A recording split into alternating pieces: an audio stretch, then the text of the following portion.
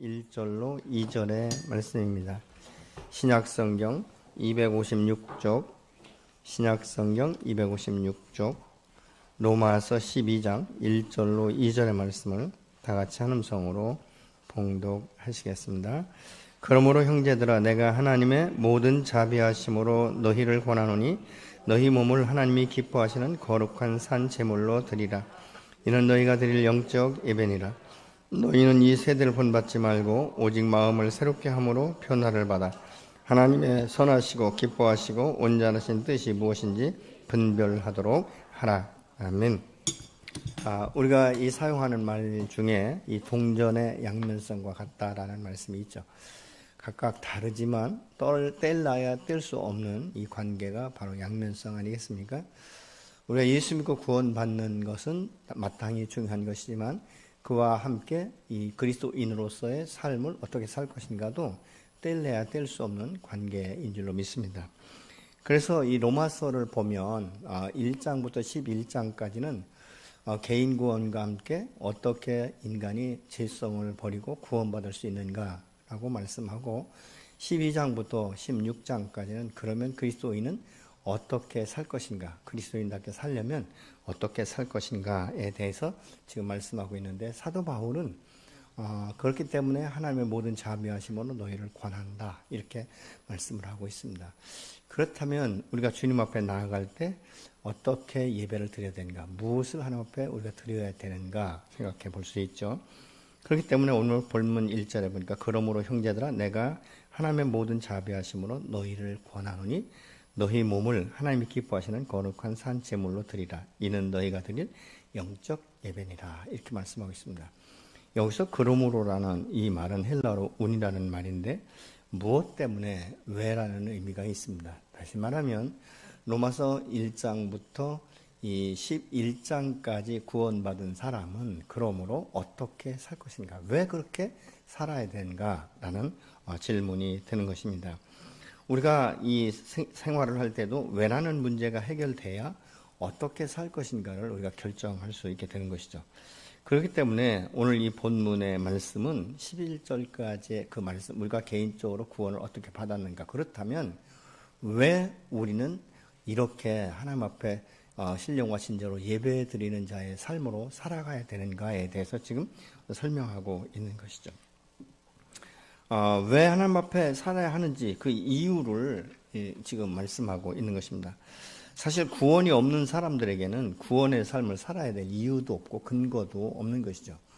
그렇기 때문에 인생의 참된 의미를 모르는 사람은 이 세상을 살아갈 때 아무리 열심히 산다 할지라도 그 끝은 허망한 것이죠. 그래서 우리가 이 전도서에 보면 우리의 인생의 마무리를 지을 때 헛되고 헛되며 헛되고 헛되도다. 왜냐하면 이 세상의 것들은 마치 바람을 잡으려는 것 같기 때문에 아무리 내가 움켜쥐려고 해도 남는 것이 없고 결국은 죽을 때는 빈손으로 돌아갈 수밖에 없는 이 세상인데, 그러면 내가 이 세상을 어떻게 살 것인가. 여러분, 우리가 예수 믿고 구원받지 않아도 이 세상 가운데 하나님께서 모든 이 사람들을 보내실 때는 분명한 목적이 있다는 것이죠. 그러니까 우리가 이 세상에 나왔을 때 되는 대로 사는 것이 아니에요. 남이 그렇게 사니까 나도 그렇게 살아야 된다, 그것이 아니고 우리는 하나님 앞에서 내가 무엇 때문에 이곳에서 왔는가. 그래서 우리가 이 요한복음 8장 14절에서 예수님께서 이렇게 말씀하세요. 나는 어디로부터 와서 어디로 가는지 알고 있다 라고 말씀하고 있죠. 이것은 뭐냐면 당신께서 이 땅 가운데 오신 목적이 무엇인지를 분명히 알고 그 사명이 무엇인지를 알고 또 자기의 신분과 구원의 정체성에 대해서 정확하게 알기 때문에 예수님께서는 그렇게 말씀하신 거예요. 여러분, 우리가 이 세상 가운데 살아가면서 그렇기 때문에 인생에 목적이 없는 사람처럼 이 불행한 사람이 없는 거예요. 그러니까 누가 물을 때 너는 왜 사니? 라고 말할 때 내가 왜 사는지, 무엇을 위해서 사는지, 지금 그것을 위해서 어떤 목표를 가지고 어떤 계획을 가지고 지금 추진해 나가고 있는지를 우리가 적어도 알아야 되는 것이죠. 여러분, 이 세상은 정말 바람과 같이 시간이 왜 그렇게 빨리 가는지 모릅니다. 벌써 어저께인가 했는데 오늘이지 않습니까?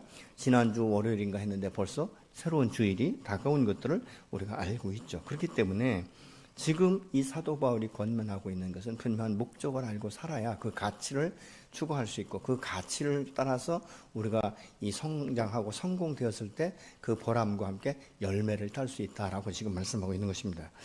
내가 하나님의 모든 자비하심으로 이 너희를 권하노니, 여기서 자비라는 말은 헬라어로 어떤 의미를 가지고 있냐면 연민, 동정, 불쌍히 여기는 마음이라는 의미를 갖고 있습니다. 그래서 우리를 용서하신 하나님의 긍휼하심으로 권한다는 뜻이죠. 이건 수직적인 관계가 아니라 수평적인 관계 가운데서도 하나님의 그 자비하심으로 내가 너희를 권한다. 그러면 이 자비하심이라는 것이 어떤 뜻인가? 첫 번째로는 인내하심, 하나님의 그 인내하심인데, 하나님이 인내하심은 사람처럼 몇 번 참아주다가 그냥 지나가고 스쳐간 다음에 잊혀지는 이런 것이 아니라는 것입니다.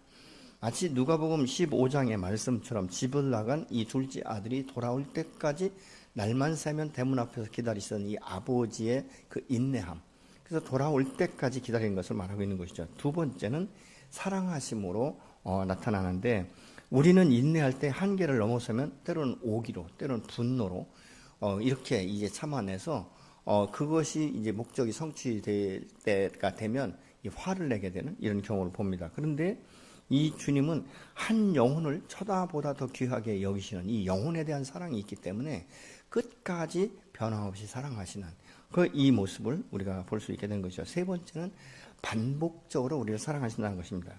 우리는 인내와 이 사랑의 명분으로 인해서 때로는 이 방치하는 경향이 있지만, 이것은 참다운 인내와 사랑은 상대방의 행위와 상관없이 그를 반복적으로 계속적으로 사랑하고 인내하고 그리고 변함없이 품어주는 이 모습을 우리가 볼 수 있습니다. 이것이 바로 하나님의 자비하심이다라고 지금 말하고 있는 것이죠. 이 사도 바울은 이 자비하심으로 너희를 권한다라고 말하는데, 여기서 이 말은 권면한다 이런 말입니다. 근데 이 헬라 원어에 보면 소환한다, 초청한다, 격려한다 이런 의미인데요. 마치 이 보혜사 성령께서 우리와 함께 하셔서 우리 곁에 서서 우리를 격려하고 우리를 지원하고, 그리고 이 정말 이 엄담한 이 세상 가운데서 긍정적으로 우리가 생각할 수 있도록 우리를 인도하시는 이런 역할을 하는 것처럼 그렇게 권한다라고 지금 말씀하고 있는 것이죠. 그래서 이 권면은 너희 몸을 하나님이 기뻐하시는 산제물로 드려라 이렇게 말씀하고 있는데, 그러면 하나님이 기뻐하시는 산제물이 무엇인가를 로마서 6장 12절 13절에 보면, 그러므로 여러분은 제가 여러분의 죽음을 지배하지 못하게 해서 여러분의 몸에 이 정욕과 굴복하는 일이 없도록 하십시오. 그러므로 여러분은 여러분의 지체를 죄에 내맡겨서 불의의 연장이 되게 하지 마십시오. 오히려 여러분은 죽은 사람들 가운데서 살아난 사람답게 여러분을 하나님께 바치고 여러분의 지체를 의의 연장으로 하나님께 바치십시오. 이렇게 세번역 성경은 지금 말씀을 하고 있습니다. 사실 구약에서의 이 제물은요, 흠 없고 점이 없어야 된다라고 말하고 있지 않습니까? 그렇다면 흠이 있고 점이 있다는 것은 온전한 제물이 되지 못했다라는 의미가 되지 않습니까? 근데 이 구약에서는 사람의 형편에 따라서 소로도 제물을 드릴 수 있지만, 정말 형편이 어려우면 이 비둘기로도 이 제물을 드릴 수 있는데, 그래서 하나님 앞에 우리가 제물을 드리는 것은 어떤 양적인 이 외적인 어떤 사이즈 이거에 의해서 평가되는 것이 아니라 그 마음 중심이 어디에 있었느냐, 하나님 앞에 제물 이 예배를 드리는 그것이 그 마음의 동기가 어디에서부터 우러나온 것인가를 보고 계시다는 것이죠. 그래서 지난번에 우리가 설교 시간에 얘기했던 것처럼 이 아벨과 가인의 제물을 드렸는데, 아벨의 제물을 받으시고 가인의 제물을 받지 않으신 이유에 대해서 여러 신학자들은 바로 예수 그리스도의 그 십자가의 보혈을 상징하는 것이다라고 말씀하고 있지만, 그것도 맞습니다. 그러나 그보다 더 우선순위 되는 것은 하나님께서 그 마음의 동기를 보셨다는 거예요.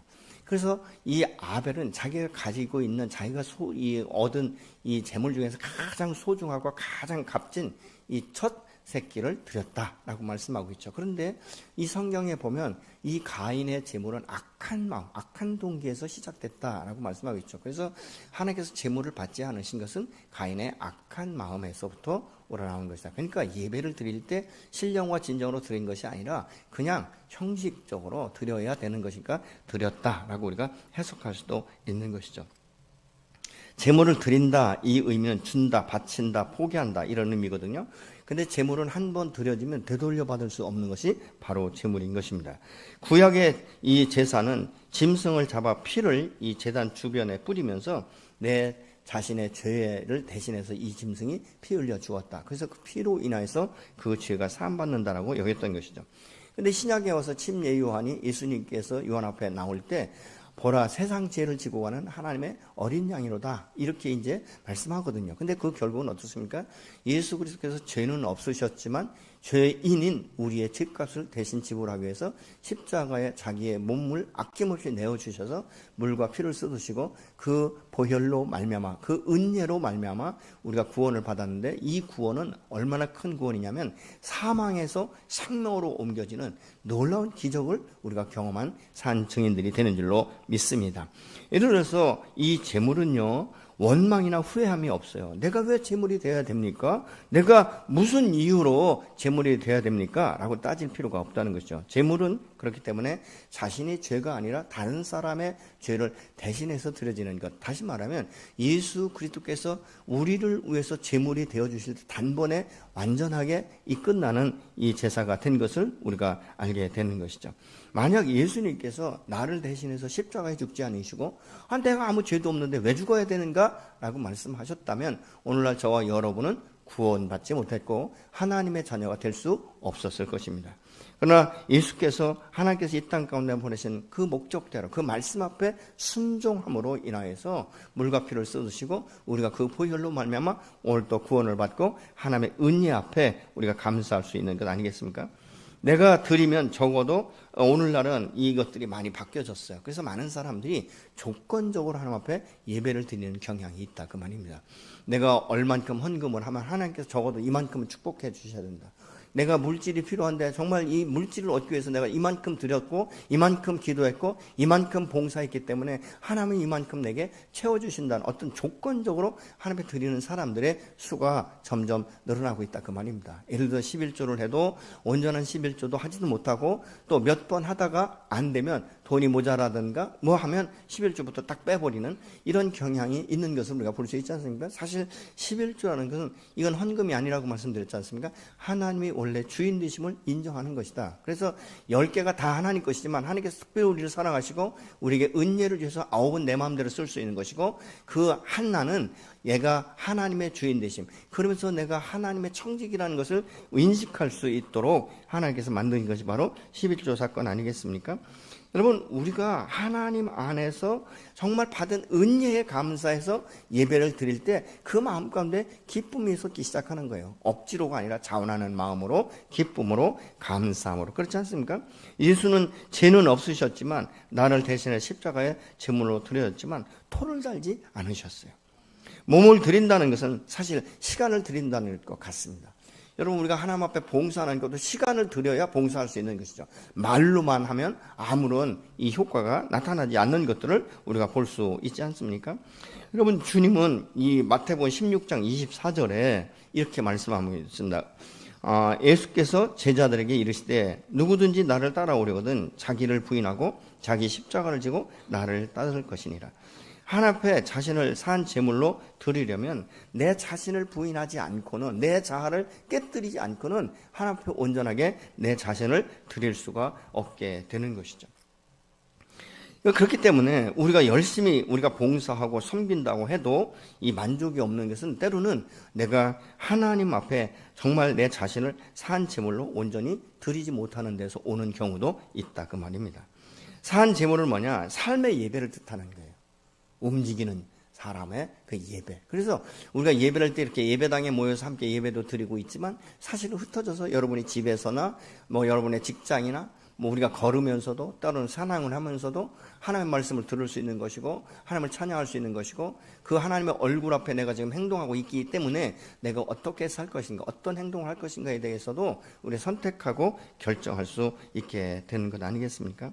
다시 말하면 내 안에 계신 이 성령의 음성을 들을 수 있고 하나님의 언약의 말씀을 내가 신뢰함으로 이 말씀을 붙들고 믿음으로 선포하고 그리고 그것이 이루어질 때 하나님 앞에 또 다시 감사하면서 찬양 드릴 수 있는 이것이 사실은 우리가 산 제물로 드려지는 것이다 그 말입니다. 그러면 우리가 이렇게 산 제물로 드려지는 예배를 지금 바울은 뭐라고 하냐? 영적 예배다 이렇게 말씀하고 있지 않습니까?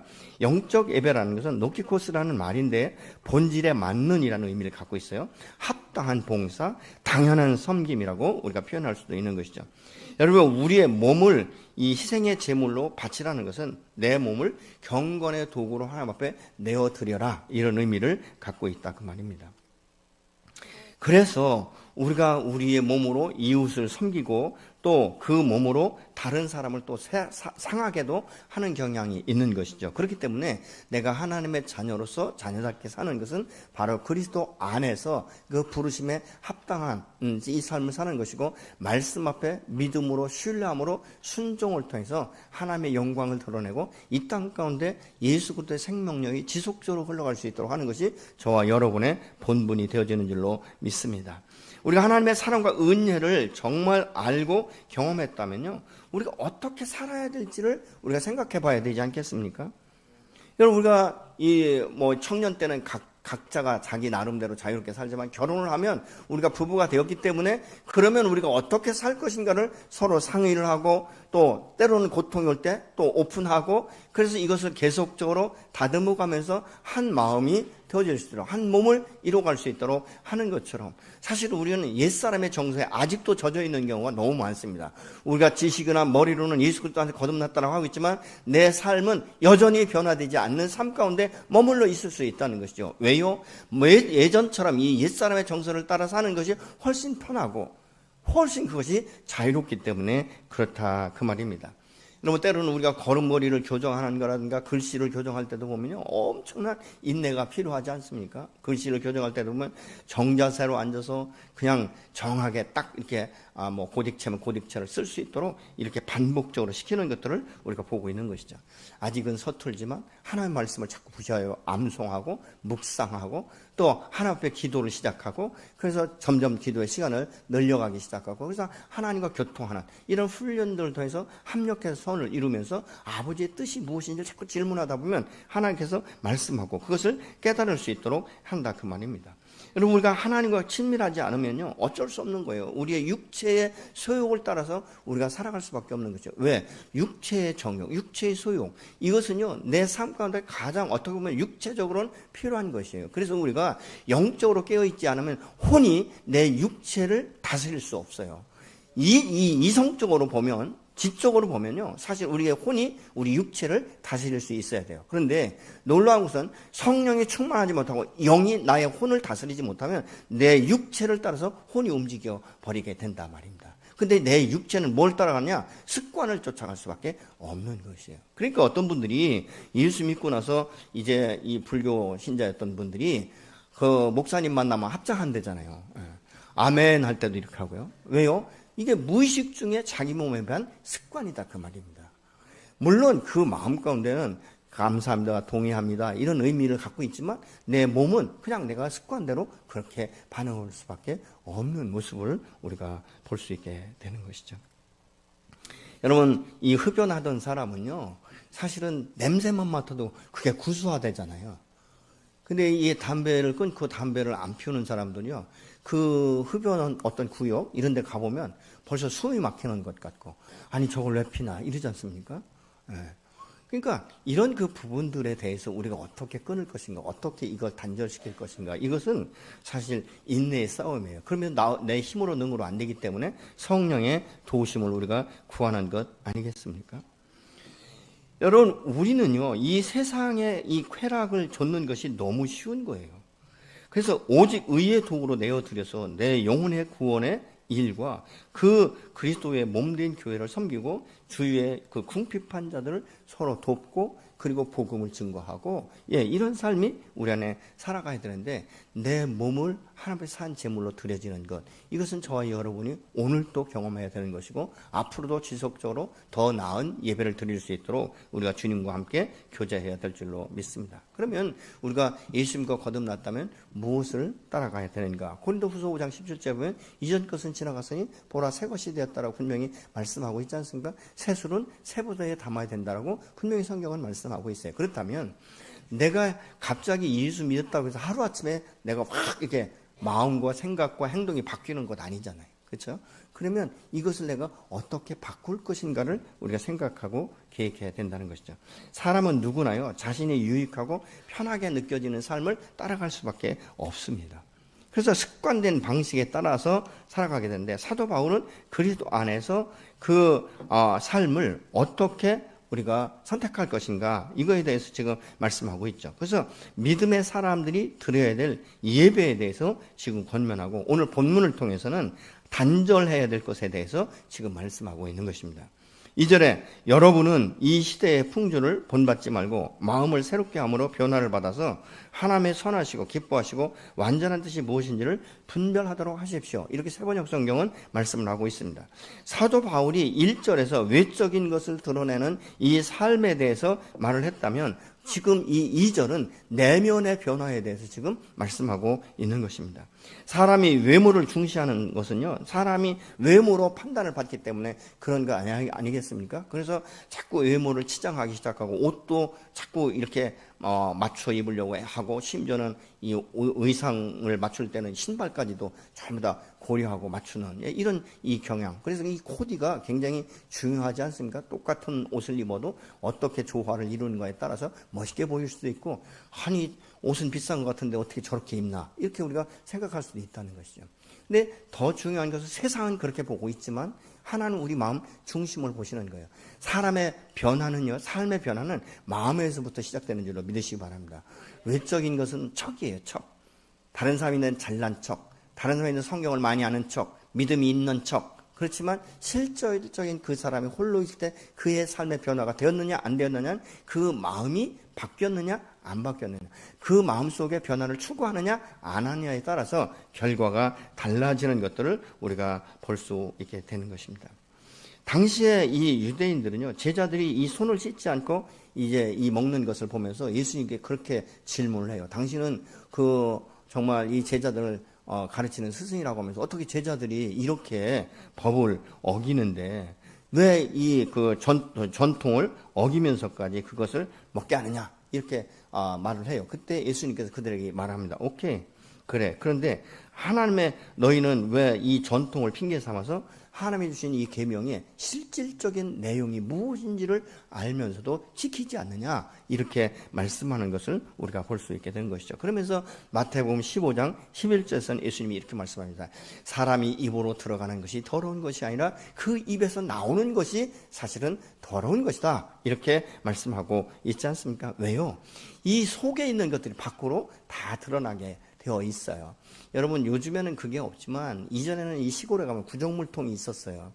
구정물통을요, 한 3일만 젓지 않으면 위에는 맑은 물이 있습니다. 그래서 정말 목마르면 먹을 만큼 그렇게 맑은 물이 됩니다. 그런데 거기에다 작대기 한번 넣고 확 젖어버리면요, 그 속에 있는 오물들이 다 올라오는데, 뭐 어떤 때는 쥐가 들어가서 이렇게 불어난 것도 올라올 때가 있고요. 온갖 이 각종의 이 음식물이 솟아오르거든요. 그러면 아주 냄새도 맡기도 역겹다, 그 말이죠. 우리의 사람도요, 이 속 사람이 바뀌지 않으면요, 어느 때 그 사람의 본 모습을 보느냐, 화를 낼 때, 분노할 때 그 사람의 입술에서 나오는 말과 그 사람의 행동을 보면 바뀌었는지 안 바뀌었는지를 알 수 있게 되는 것이죠.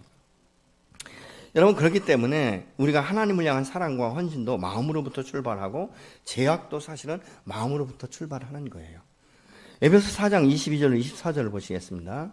너희는 유혹의 육심을 따라 썩어져가는 구습을 따르는 옛사람을 벗어버리고 오직 성령이 새롭게 되어 하나님을 따라 의와 진리의 거룩함으로 지으심을 받은 새 사람을 입으라. 과거의 것들 따라가지 말고 이제는 하나님께서 성령으로 새롭게 지은 새 사람을 따르라, 이렇게 분명하게 말씀하고 있지 않습니까? 여러분, 이 세대는요, 죄가 다스리는 이 세대로 정말 어둠의 영이 왕노릇하고 있습니다. 그래서 어떤 힘이 있고 이렇게 물질적으로 많고 그러면 아주 연약한 사람들을 알기를 우습게 하는, 그래서 어떤 법이나 이런 것들에 대해 질서를 어기면서까지도 자기 것이 진실인 것처럼 이렇게 말하는 세대가 아니겠습니까? 다시 말하면 공중권세 잡은 자의 이 횡포에 노란한 것과 다를 바가 없다 그 말입니다. 그래서 결국은 무엇입니까? 이 세상에 노예처럼 살고 있는데 이 그 어둠의 공중권세 잡은 자의 이 통제권 안에서 사람들이 성취하려는 것이 무엇입니까? 성공과 명예와 쾌락과 음란과 물욕 아니겠습니까? 그렇기 때문에 심지어는 만문의 영이다 이렇게까지 말하고 있지 않습니까? 그 돈이 신이 되어버리는 것이죠. 그래서 돈만 벌 수 있다면, 내가 일확천금을 얻을 수만 있다면 수단 방법 가리지 않으려고 하는 것이 현 세대 아니겠습니까? 그래서 이 요한 보면 요한은 요한일서 2장 15절에 16절에 이렇게 말씀하고 있습니다. 이 세상이나 세상에 있는 것들을 사랑하지 말라. 누구든지 세상을 사랑하면 아버지의 사랑이 그 안에 있지 아니하니 이는 세상에 있는 모든 것이 육신의 정욕과 안목의 정욕과 이생의 자랑이니 다 아버지께로부터 온 것이 아니요 세상으로부터 온 것이라. 여러분, 세상은 욕심이 강력해서 돈을 사랑하고 그거에 묶이게 되고 정욕에 빠지고 계속적으로 제약에 가득 차게 되는 것이죠. 사람은 이 세상 공중권세 잡은 자의 그 안에서 사는 이것을 선택하는 사람은요, 눈에 보기에 좋은 것을 선택하는 것이죠. 아브라함과 헤어진 롯을 보십시오. 그 소돔 고모라 성이 멸망하기 전에 에덴 동산과 같았다. 하나님의 동산과 같았다. 왜? 물이 풍부하고 풀이 아주 풍성하기 때문에 자기의 이 짐승의 띠를 먹이기에 아주 훌륭한, 그래서 아브라함보다도 더 부유해 될 수 있다는 어떤 이런 욕망을 그가 가지고 있었는지도 모르죠. 그런데 우리가 성경을 보면 계속적으로 그가 그곳에 머무는 것이 아니라 점진적으로 이 죄악이 관영한 소돔 고모라 성의 중심부로 들어가서 성 안에서 사는 모습을 우리가 성경을 통해서 볼 수 있지 않습니까? 이것이 우리의 인간의 모습이에요. 내가 세상 가운데 좀 더 먹고 좀 더 누리고 좀 더 마시고 좀 더 즐겁게 사는 것, 이것이 우리의 인생의 낙으로 생각하기가 쉽다 그 말입니다. 그래서 사도 바울은 너희가 그것에서 어떻게 바뀔 수 있냐? 변화를 받아야 된다라고 지금 말씀하고 있지 않습니까? 변화라는 것은 뭐냐면 다른 형상으로 바뀌다, 이 변형되다, 이런 의미를 가지고 있어요. 예를 들자면 애벌레가 나비로 변화될 때 쓰는 단어와 같은 것이죠. 다시 말하면 정체성은 바뀌지 않는데 모양은 근본적으로 변하는 것을 의미하고 있다 그 말입니다. 사람이 예수 그리스도 안에서 변화를 받아야 하나님이 기뻐하시는 뜻이 무엇인지를 알게 되는 것이고, 종이 주인의 뜻을 모르면요, 자기 주장대로 자기의 어떤 지금까지 경험했던 대로 그렇게 행동할 수밖에 없는 것이죠. 그러나 여러분, 우리가 주님 앞에서도 그렇게 내 마음 가운데 내가 좋은 대로, 내가 필요할 때 봉사하고 내가 섬기고 이런 것 같지만 아니라는 것이죠. 여러분 잘 아는 대로 이 슬기롭지 못한 이 5 처녀가 그 등에 기름을 준비하지 못해서 나중에 기름을 넣어가지고 왔을 때 문이 닫혔잖아요. 그때 뭐라고 말하니까 내가 주일 학교에서 봉사도 했고 내가 뭐를 했고 주님 위해서 나는 이렇게 일했습니다. 그때 그 안에서 나오는 메시지가 무엇입니까? 너희는 그렇게 했는지 모르지만 나는 너를 전혀 알지 못한다 라고 분명하게 말씀하고 있지 않습니까? 여러분, 아이들이 아무리 부모의 심정을 모르면 자기가 잘한 것 같지만 부모의 뜻과는 전혀 무관한 행동들을 하게 되는 것들을 우리가 일상 가운데서도 볼 수 있는 이 모습을 볼 수 있지 않습니까? 사람이 예수 그리스도 안에서 변화를 받아야 하나님이 기뻐하시는 뜻이 무엇인지를 알 수 있는 거예요. 변화가 없으면 우리는 구원받았다라고 말할 수 있지만 그 삶 가운데 사실 그리스도 안에 살면서도 아무런 유익을 보지 못하고 경험하지 못하니까 답답한 인생을 살아간다 그 말입니다. 적어도 예수 그리스도 우리가 거듭났다면 내가 이전에 알지 못했던 하나님을 내가 아버지로 섬길 수 있고 부를 수 있고, 그래서 하나님께서 우리에게 이 계시된 말씀을 그 계시로 풀어내기 위해서 우리 안에 성령으로 오셔서 오늘 또 지혜를 주시고, 그렇지 않습니까? 이 말씀을 깨닫게 하시고 아멘이 되게 하시고, 이 말씀을 내가 붙들고 신뢰하고 기도할 때 때가 되면 이루는 경험을 우리의 삶 가운데 하는 사람들이 부지기수로 많지 않습니까? 근데 왜 다른 사람을 경험하지 못하느냐? 신뢰가 안 되기 때문에, 믿음이 없기 때문에 그렇게 행동하지 않고 세상의 방법을 쓴다 그 말입니다. 예수는 믿는다라고 말하고 있지만, 그래서 명목상 그리스도인들이 너무 많기 때문에 이 세상 가운데 예수 믿는 사람들이 얼마나 순환을 당하고 있는지 모릅니다.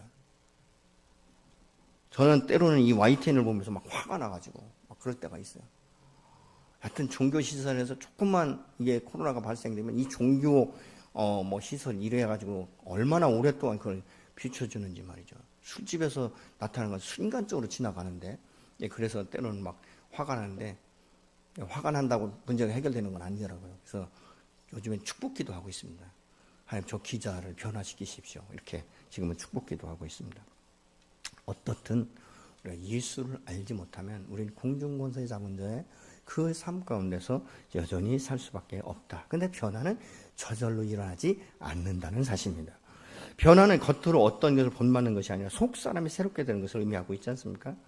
우리가 하나님의 뜻을 분별해야 하기 때문에 우리의 속 사람의 변화는 반드시 필요한 것이에요. 여러분, 그리스도의 삶은 마음을 새롭게 함으로 가능해지는데 에베소 4장 23절 같이 보시겠습니다. 오직 너희의 성령이 새롭게 되어 하나님을 따라 의와 진리의 거룩함으로 지으심을 받는 새 사람을 입어라. 아멘. 예. 의와 진리로 지은 새 사람을 입어라. 우리가 이 심령의 변화를 받기 위해서는요, 매일매일 성령의 도우심을 받아야 되는데, 이 성령의 도우심이 내 안에서 능력으로 나타나려면 말씀과 기도가 같이 가야 되는 거예요. 말씀과 기도가 같이 하고 이 말씀의 뜻을 모르면 계속적으로 질문하고 묵상해야 되는 거예요.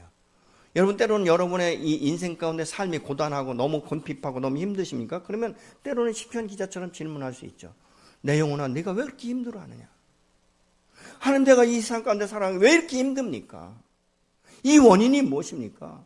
때로는 그것이 풀릴 때까지 기도하는 것이죠. 안 되면 금식하면서라도 하나님, 내게 내 인생 가운데 이건 매우 중요한 일입니다. 주님 말씀하십시오. 깨닫게 해주십시오. 나를 도와주십시오. 이치를 깨닫게 해달라고 기도하다 보면 하나님께서 언젠가는 말씀하게 되는 것을 우리가 경험하게 되는 것이죠. 여러분, 또한 이 세상 풍조를 따라 살다 보면 사람이 말이죠, 명랑하고 어떻게 보면 이 긍정적인 것보다는 부정적인 일이 많습니다. 어떤 직장에서 생활할 때도 어떤 라이벌 의식을 느껴서 막 경쟁하다 내가 지면 사람들은 대개 자기를 정말 형편없는 사람처럼 그렇게 취급을 해요. 아니면 막 이 상대방을 계속적으로 깔아뭉개려고 노력을 하거든요. 근데 그것 아니지 않습니까? 인생은 실패할 수도 있는 거예요. 다시 일어서면 되는 것이죠. 다시 갖추면 되는 것입니다. 다만 무엇이냐? 그때 내가 내 안에서 속 사람이 어떻게 메시지를 주는가? 나를 부정적으로 말하는가? 긍정적으로 말하는가? 매우 중요합니다. 성령이 내 안에 계시고 하나님의 말씀이 내 안에서 살아 운동력이 된 말씀이 되면 그때도 주님은 우리에게 음성으로 말씀하실 거예요. 지금은 내가 진 것 같지만 반드시 내가 너를 세우리라. 내 끝이 창답게 되리라고 말씀하시는 이 말씀을 우리가 들을 수 있는 거예요. 그래서 예수 믿는 사람들은 현실적인 일에 너무 지나치게 얽매이시면 안 됩니다. 이것으로 인하여 내가 실패했다라고 말씀하셔도 안 되는 거예요. 여러분, 요셉 보세요. 요셉은 그의 인생 가운데 꿈을 꾸고 완전히 탁 숨이 막힐 만큼 아주 하루아침에 노예로 전락하잖아요. 근데 그는 그것으로 자기의 인생이 끝났다라고 포기하지 않았다는 거예요. 감옥에 들어갔을 때 엎친 데 덮친 데 감옥에 들어갔을 때도 내 인생 끝났다. 하나님도 나를 돌보지 않는구나 라고 생각하지 않았다는 거예요. 그럼에도 불구하고 역사하시고 그럼에도 불구하고 나에게 꿈을 주신 하나님, 그 하나님 앞에 요셉은 성경에 나와 있지 않지만 제가 볼 때는 예배자로 서 있었던 것이죠. 하나님의 언약의 말씀을 붙들고 있었고 그 꿈을 향하여 하나님 앞에 질문하며 나갔을 것입니다. 그때부터 하나님께서 그에게 말씀하셨을 것이고, 여러분, 우리는 이 신앙생활할 때로는 우리의 변화를 위해서는 결단이 필요해요. 다니엘 같은 경우 보세요. 어린 나이지만 결단하지 않습니까? 왕의 진미상에서 나오는 이거 먹지 않겠다. 나는 야채를 먹겠다. 열흘만 시험해봐라. 이렇게 말할 수 있는 것. 여러분, 정말 우리가 하나님의 은혜 안에서 여러분 풍만한 이 풍성한 삶을 살기 원하십니까? 그러면 우리의 속사람이 먼저 변화될 수 있도록 주님 앞에 나아가서 질문하는 것이 우선순위가 될 줄로 믿습니다. 그래서 이 예수 그리스도 안에서 이 새로운 피조물이 된 것이 확실하다면 내가 이제는 하나님의 자녀로 하나님과 동행하기 때문에 세상에서 이 세상의 영광을 받는 것이 아니라 세상에 이 영향력을 주면서 하나님의 영광을 위해서 내가 살아갈 때 하나님이 기뻐하시고 내 마음이 기쁘고 하나님의 풍성한 은혜를 내게 주시기 때문에 있고 없고를 떠나서 현재 이 삶에 만족하며 천국의 삶을 우리가 누리면서 살아갈 수 있게 되는 줄로 믿습니다. 여러분, 그래서 이 예배는요, 사실은 내 마음 가운데 문제가 풀어지면서 내 마음 가운데 꼬였던 이 고통스러웠던 것을 십자가 앞에 내려놓고 정말 주님 앞에 요한복음 말씀대로 신령과 진정으로 예배드리고 주님 앞에 나갈 때 하나님께서 우리의 마음을 아시기 때문에 우리의 속사람을 위로하시고 격려하시면서 새롭게 변화를 시키시면 새로운 은혜 안에 우리가 능력을 얻고 일어서게 되는 줄로 믿으시기 바랍니다. 저는 우리 성도들이 정말 어떤 환경 가운데 우겨쌈을 당한다 할지라도 그냥 무릎을 꿇고 포기하고 나는 아무것도 아니다 낙심하고 좌절할 것이 아니라 그때 바로 무릎을 꿇고 하나님 앞에 나가 기도함으로 여호와의 영광을 드러내며 성령의 인도하심과 성령의 역사하심으로 우리 속사람이 강건해지는 역사가 일어나서 승리하시는 여러분이 되시기를 예수님으로 축원합니다.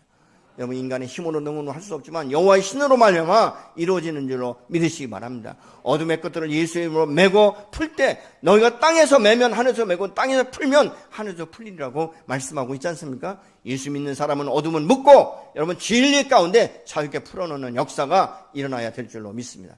저는 이 시간에 여러분의 그 모든 묶임들이 풀어지면서 여러분 안에 간절히 소망하는 것들이 말씀으로 임하셔서 새롭게 되어지는 새로운 힘을 얻고 일어서는 여러분이 되시기를 예수로 축복합니다. 다만 우리가 예배를 드릴 때 내 마음의 동기가 어떤 것인가? 어떤 분들은 너무 지치고 피곤하니까 이놈의 주일은 왜 이렇게 빨리 오나? 이렇게 생각하시는 분도 있을 수도 있습니다. 그러나 우리의 마음은 여러분 이 어둠의 세상 가운데서 우리가 살아가는 일상이 다 피곤한 거예요. 그러나 그 안에서 쉼을 얻고 그 안에서 새로운 지혜를 구하고 정말 새로운 능력을 구할 때 하나님께서 얼마나 우리를 새롭게 변화시키는지 무궁무진하게 변화시킬 수 있는 창조주 하나님, 그분이 바로 저와 여러분의 아버지가 되시는 줄로 믿습니다. 우리의 예배의 대상은 그 누구도 아닌 것이죠. 우리를 이 땅 가운데 보내시고 우리를 창조하신 여호와 하나님, 그 아버지 앞에 우리가 신령과 진저로 예배 드리게 되는 줄로 믿습니다. 여러분이 드려지는 것, 물질이면 물질, 마음이면 마음, 헌신이면 헌신, 봉사면 봉사가 바로 여러분을 드려진다는 사실을 기억하시기 바랍니다.